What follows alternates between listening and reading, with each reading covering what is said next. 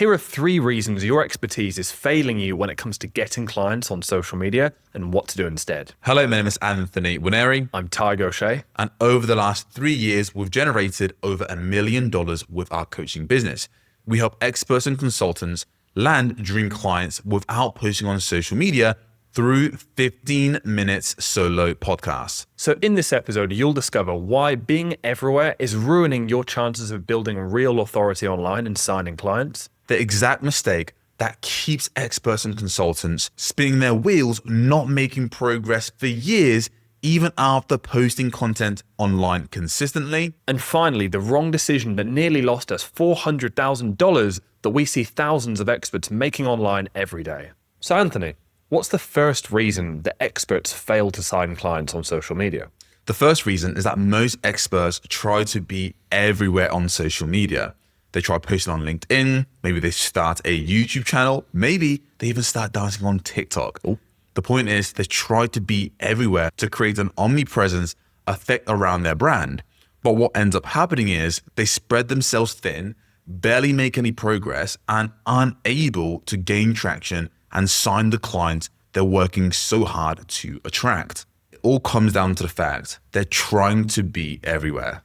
And in doing so, they barely make any progress. I see what you're saying. An example comes to mind, which is if you're new to business, you have no experience, and you decide to launch a clinic, back massage clinic. So you decide to open 5 small clinics in different parts of the city. And each of those clinics work slightly differently. They onboard people differently. They market themselves differently, depending on the neighborhood.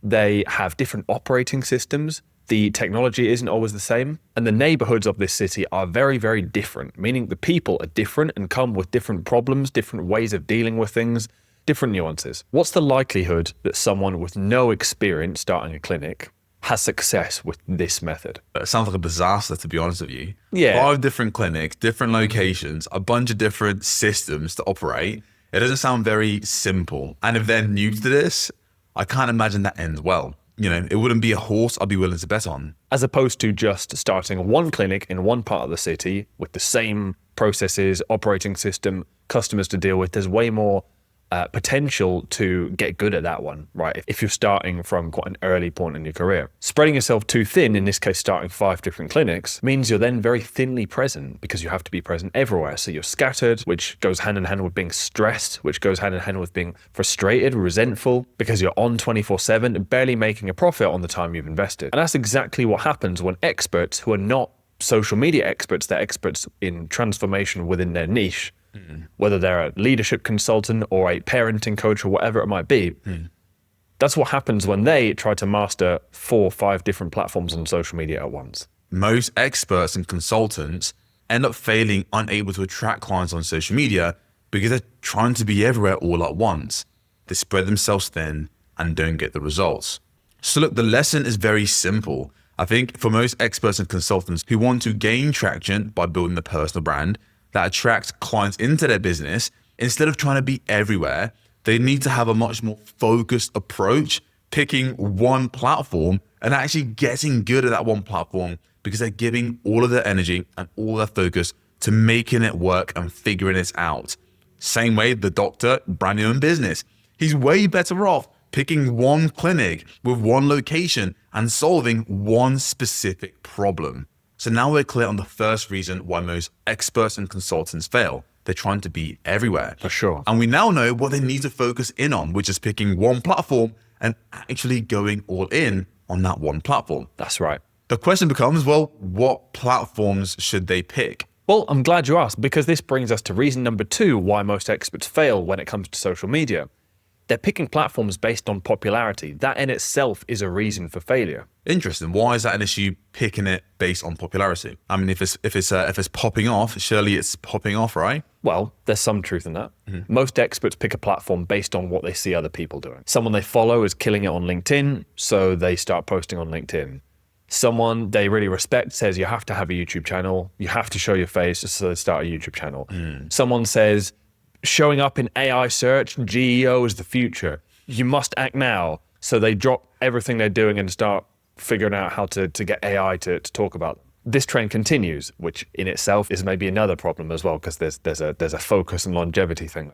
But most of all, through this behavior, they never stop to ask the most important question, which is, what's the easiest environment for someone like me to attract clients? What do you mean someone like you? You're not special. Oh. Well, I'd say if you're an expert in something, then you're pretty special. You're worth thinking like me.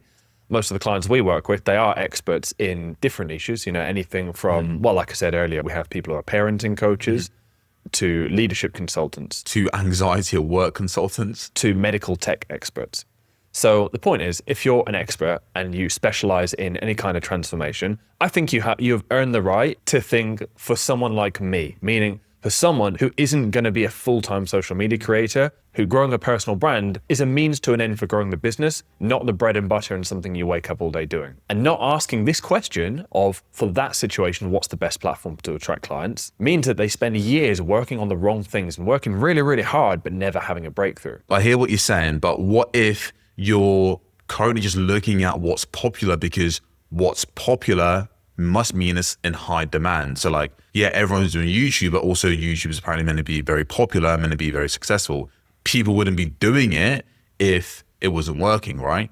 So yes and no. A lot of truth to that, but I think there's an important nuance here for experts. So the way to look at it would be to imagine, Two firemen? no. Hookers? Anthony, we're on a podcast. I was going to go with two fishermen. Two fishermen. Okay, all right. So two fishermen. One of them drops his line in the most popular lake in the country. So hundreds, thousands of other fishermen are there. There are obviously tons of fish, right? But the fish have seen every lure imaginable. And let's pretend these fish have actually got memories here as well, right? Because I'm not sure if they would be remembering the lures in real life. So the point is, getting a bite is hard because there's tons of competition, and the fish kind of know what's going on. They know what's up. But the better way to say it is the fish are desensitized. But the second fisherman asks the important question: what is the easiest place for someone like me? He's a new fisherman. He's also a bit like he has some self-confidence issues. He doesn't want to go and compete in the lake with thousands. Where is the best place for me to catch some fish? And what that basically means for him is, where are there hungry fish where there are less people fishing? It sounds super simple, makes complete sense. So what happens next? Well, he finds a quieter lake with still lots of fish. And it turns out these fish are in feeding season. Yeah, that's the thing for fish. Feeding season? Yep. What does that mean? It means they're They're ready to be fed? they're swimming and eating all the They're time. hungry? Yeah. They're starving? They can't wait to catch on a bait? All of the above. There's this lake where the fish are actively feeding. They're brimming to be caught. And okay, watch it. And there's not that many fishermen. So it's a match made in heaven for fisherman number two. Key factor here, there's not quite as many fish here as there is in the other big lake where there's like thousands. So based on those two scenarios, which fisherman is going to have more luck catching fish? It will be fisherman number two, right? Because even though, yes, let's say, for example, there weren't as many fish where he was going fishing, but there was way less competition and the fish themselves weren't desensitized. He's going to catch way more compared to fisherman number one, who's, yeah, in a place where there's loads of fish, but also there are loads of other fishermen and the fish themselves are also desensitized. So the odds aren't in his favor to actually catch as many fish. I completely agree. And I think that is exactly what's happening with experts on social media, where they just hear, oh, this platform is huge right now. It is popping off. So they think they should be on that platform. Mr. Popularity. But that's just based on demand, but not also supply. So they end up in a really crowded space. With tons of competition and unable to cut through the noise no matter how hard they push. Because again, or fish, right? And that's a challenge. And that's a reason why so many experts end up working hard, but not getting the results on social media, because they're so focused on what's the most popular platform rather than thinking of, well, what is the platform that meets me where I'm at, where there's high demand, low competition. So it's funny, right? Because we landed on an opportunity where there was actually high demand, but low competition. Now, we've been helping experts and consultants grow their businesses specifically through podcasts. Yeah.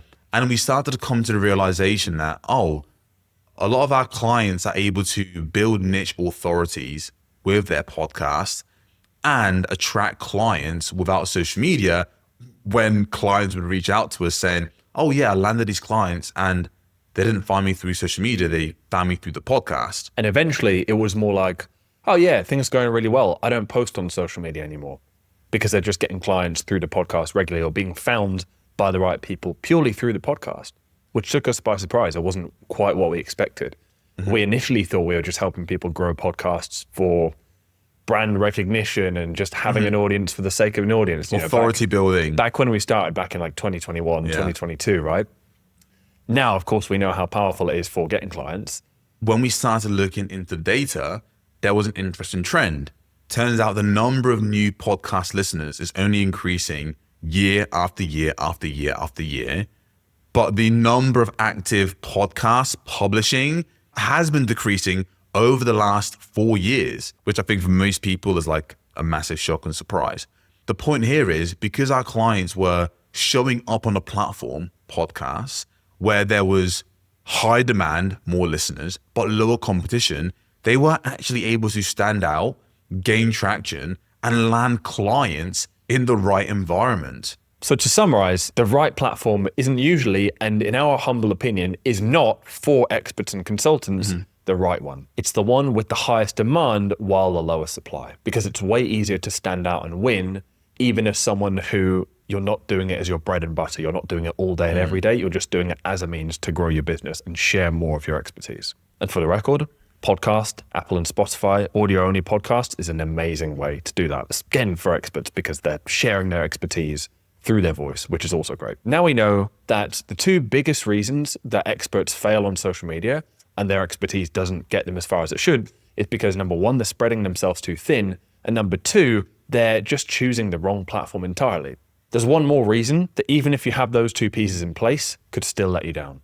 Now, the final reason is this: experts and consultants taking way too long to hire experts and consultants to help them accomplish what they want to accomplish on that chosen platform. That would be quite ironic. Ironic, right? We nearly made this mistake, right, when we first got into the online space. And the first business we started was a publishing business. Now, at that time, I'd watched basically like a long webinar sales funnel. Yeah. And I was completely sold, but I was still skeptical. And I remember calling you and we had a back and forth about, should we invest in it? Should we not invest in it? And I think it was around, what, $1,000 between the two of us? It was $1,000. And when you say sold but still skeptical, what do you mean? Like the process they'd broken down of how to launch a publishing business was very simple. It was clear that the mentors at the time, they had a system and it was proven to work. But I remember thinking, well, why would we invest in that right now when we could try and figure it out ourselves? We could watch some YouTube videos, dip our feet in a little bit, see how far we get. Yeah. But you spoke sense into me and you said, well, why on earth would we do that? They clearly have a system. It's clearly proven to work. They've done it for hundreds of people. Should we just not waste our time and just go for this and see where it takes us? I don't know if I spoke quite elaborately as that. I think I was just like, oh, they have a money back guarantee. Let's do it. Yeah. Which I can look back at laughing. And of course, there's been many times over the years since where we've made much greater investments where there hasn't been a guarantee, but just because I've trusted the mentor and just seen their process, seen their testimonials, they knew what we're doing. That alone makes it no brainer.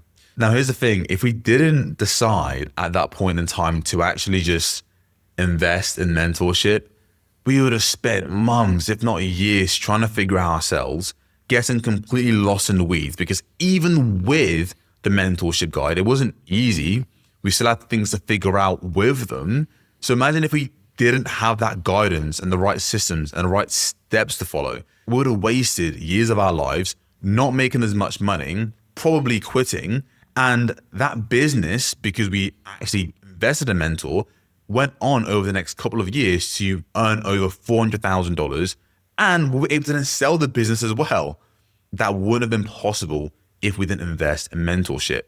So look, Tyg, what the hell does this have to do with the experts and consultants that we work with? Because for the most part, they do invest in mentorship. They understand the value of not trying to figure things out themselves.